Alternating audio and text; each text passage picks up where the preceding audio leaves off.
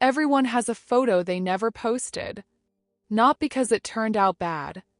'Cause it turned out too good. Too good to handle the comment that would come with it. The unsolicited opinion. The emoji from someone who thinks they're being funny but is being exactly what they've always been. She had plenty of photos like that. An entire folder on her phone. Real moments, her real self, smiling for real, wearing the outfit she had chosen carefully on a day she had felt beautiful. All saved. All hidden. As if beauty were something she needed to ask permission to have. Until the day she stopped asking. And that's when everything changed. Not in a grand way, not with a soundtrack, not with that cinematic turning point you see in movies. It was quiet. Internal. The kind of change that happens inside before it shows on the outside. For years, she dressed to disappear. She chose the most neutral colors, the loosest fabrics, the most invisible looks. Not because she liked them, but because she had learned from hearing it so many times that women with her body shouldn't draw attention. That drawing attention was audacity. That audacity in her was a reason to laugh. And they laughed. You can be sure they laughed. In school, they laughed at the shorts she wore on a summer afternoon. At a party, they laughed at the dress she had chosen so carefully. At work, someone made a comment in a joking tone, the kind a person swears is a compliment but cuts deeper than any direct insult. And she smiled. She always smiled. 'Cause she had learned that smiling was surviving, and that crying in front of them was giving them exactly what they wanted. But what happens to a woman who swallows all of that for too long? She starts to believe it.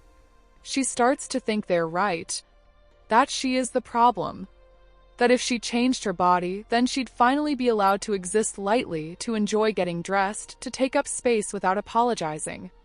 She starts putting her life on hold. She'll buy the new outfit when she loses weight. She'll wear the heels when she feels more confident. She'll show up more when she looks different. And the years pass, and she keeps waiting, and life keeps happening without her truly in it. There's a moment, and this moment is different for every woman, when something breaks.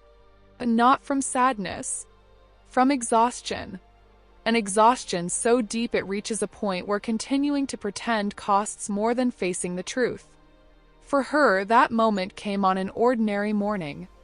She was getting dressed, holding that piece of clothing she had kept for months without the courage to wear it, and something inside her said, "Enough!" Not as a shout. As a firm whisper. The kind of voice that doesn't negotiate. She put the clothes on. She looked in the mirror longer than she was used to. And instead of searching for flaws, she just stood there. Just looking. Trying to see what she actually was, not what others had told her she was. And it was frightening. 'Cause when you spend years seeing yourself through the lens of other people's judgment, seeing yourself through your own eyes feels almost dangerous. As if you might be punished for liking what you see. But she wasn't punished. Nothing collapsed. The world didn't end. She left the house wearing what she wanted to wear. And yes, there were stairs. There are always stairs. But this time, something inside her was different. It was as if she had adjusted her internal volume. Before, their volume was loud and hers was muted. Now, she was starting to hear herself. Style, and this is where most people get it wrong, style is not about having the right body. It's not about following the rules of what flatters what slims, what conceals, what hides. Style is language. It's what you say about yourself before you even open your mouth. And for a long time, she had been letting others write that text for her. When she picked up the pen, everything changed. Not overnight. Not in a straight line. There were setbacks. Days when the insecurity came back full force, when she looked at a photo and wanted to disappear, when someone's comment bounced around inside her for days. Real growth is not a straight line. It's a spiral. You pass through the same place, but each time a little higher, with a little more ground beneath your feet. What changed was that she stopped waiting for permission. She stopped waiting to have the body others thought she should have before wearing what she wanted to wear. She stopped waiting for the weight loss, the gym results, the transformation that would finally be approved. She stopped putting the joy of existing on hold. She understood in her bones that the body she has today is the same body that deserves to be dressed with intention, with care, with joy. And then something interesting started to happen. People around her noticed. They didn't necessarily say anything, but they noticed.